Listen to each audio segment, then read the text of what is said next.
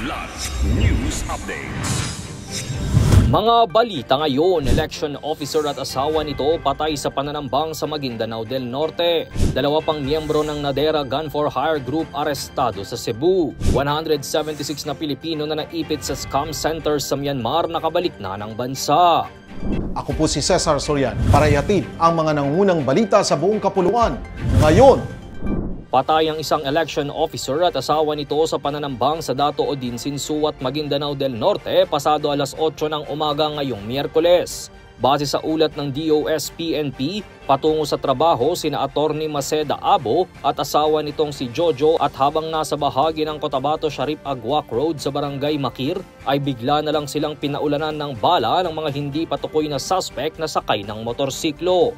Tinamaan sa ulo ang abogado na naging sanhi ng kanyang agarang pagkamatay habang nagawa pang maisugod sa ospital ang asawa nito ngunit kalaunay binawian din ng buhay.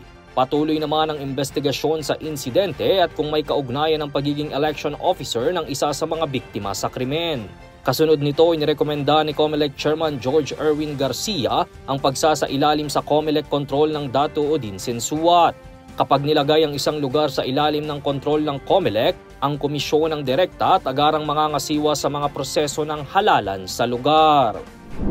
Dalawa pang hinihinalang miyembro ng Nadera Gun for Hire Group ang inaresto ng pulisya sa Sitio Paradise Street, Barangay Kinasang-an noong Lunes, March 24. Kinilalang mga suspect bilang alias Rostom, 25 anyos at alias Kian, 18 anyos na parehong kasabwat umano ni alias Gerson na inaresto kamakailan.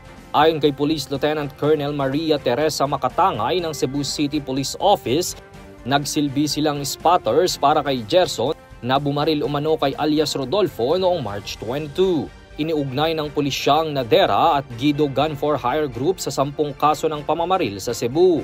Na-recover mula sa mga suspect ang mga improvised firearms mula sa Danau City.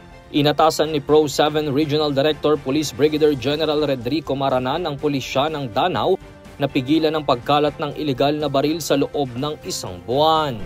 176 na mga Pilipino na naipit sa illegal scam center sa Myawaddy, Myanmar ang nakabalik na ng bansa kaninang umaga matapos ang repatriation operation na pinangunahan ng Department of Foreign Affairs o DFA.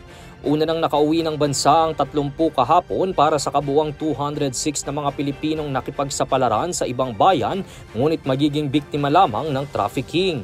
Sa tulong ng iba't ibang ahensya ng gobyerno tulad ng DOJ, DOH, DSWD, DMW, OWA at BI pati na rin ng Philippine Airlines at New NAIA Infra Corporation natupad ang kanilang ligtas na pagbabalik sa Pilipinas. Patuloy ang pagtutulungan ng mga ahensya sa mga OFW at biktima ng human trafficking.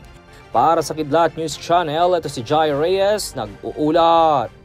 ako po si Cesar Soriano kasama nyo sa bawat pagputo ng balita.